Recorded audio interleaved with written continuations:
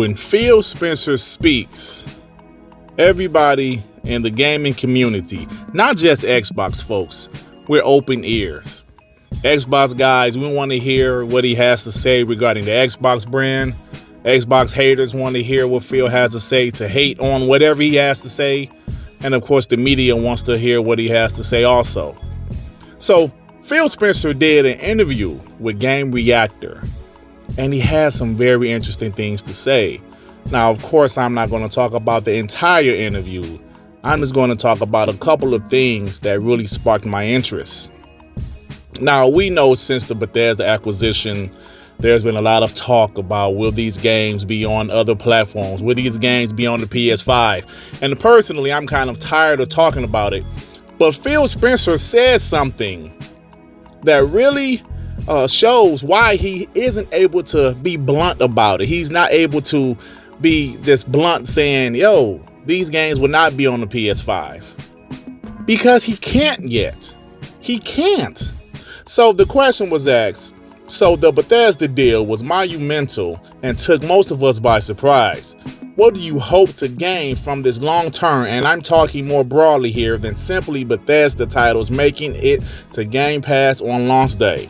And Phil said, first of all, I would like to say we haven't acquired ZeniMax. We have announced our intention to acquire ZeniMax. It is going through regulatory approval, and we don't see any issues there. We expect in early 2021 the deal will close. But I say that because I want people to know I am not sitting down with Todd Howard and Robert Altman and planning their future, because I'm currently not allowed to do that. That would be illegal. So I didn't read the rest of the paragraph, but you guys catch what he's saying. When people ask him, will these games be going to the PS5? Will these games go to Nintendo Switch? He always beats around the bush because technically he can't say right now. They haven't acquired ZeniMax yet, and the deal isn't finalized. So early next year, I'm expecting will those games go to PlayStation 5? That shit will be killed dead in the water once this deal is finalized. And I think I think it's pretty safe to say that's what's going on. Some people kind of say, yo, the deal isn't done yet. That's why he can't say it. And I didn't think about that. But as you guys see, I believe that's the case. But he also said some things about the Initiative and also Compulsion Games. And Compulsion Games is a studio. For some reason, I think people just overlooked them. Maybe because We Happy Few wasn't a great game. It had a lot of potential. It wasn't a great game. And before We Happy Few, they made a couple of indie games. But let's be honest, they have some talent there. They have some people that actually worked on the original BioShock. So they have a lot of talent. But Phil Spencer was asked, without going into too much detail, which first-party studio's currently unannounced game are you most excited for the public to see? Phil said, I'm going to give you two if that's okay. One of them is Compulsion. When I first saw We Happy Few, there was an art style and a setting that I thought was really unique. It's a young studio and they are growing and learning the craft for what they are as a team. But looking at what they're going to do next, I love their ability to create new worlds and unique settings. That is always something that is fun. So without saying too much, that is one of them.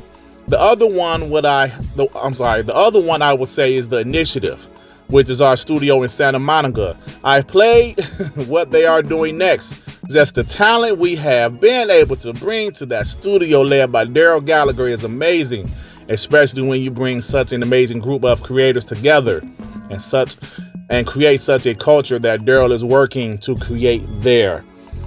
Let me say this. The Initiative is going to be that studio that's going to compete with, some of the top developers in the industry. Hopefully, if you look at the talent they have acquired from Rockstar, from Naughty Dog, from Sony Santa Monica, they are acquiring top talent. And it's pretty, you can say exactly what Microsoft's intentions were when they put the Initiative in Santa Monica, California. That's a hotbed of talent there. Like I mentioned, Naughty Dog is based in Santa Monica. Sony Santa Monica is based there. The creators of God of War, Rockstar. I believe Insomniac is in Santa Monica, California also. So that's pretty simple what their intentions were. We need the top developers in this industry. Most of them live in Santa Monica, California. We don't want to put a studio in Minnesota and ask those guys to come to Minnesota. No, let's put the studio in Santa Monica, California. They don't have to move across country. They don't have to alter their life. They can stay where they are, live in the homes they've been living in. Just come work for us. And it seems like that's been working. They have acquired a lot of great talent from those other studios. And I'm just excited to see what's going down in the future. But that's it for me, guys. I'm about to get out of here. If you like this video, please hit the like button. If you happen to stumble upon my channel and you think I'm decent enough, why don't you go ahead and subscribe? And if you subscribe, hit that notification bell to know what my black ass is doing to new content, baby. All right, everybody. Peace and love. Peace and love. Shit. Damn, man.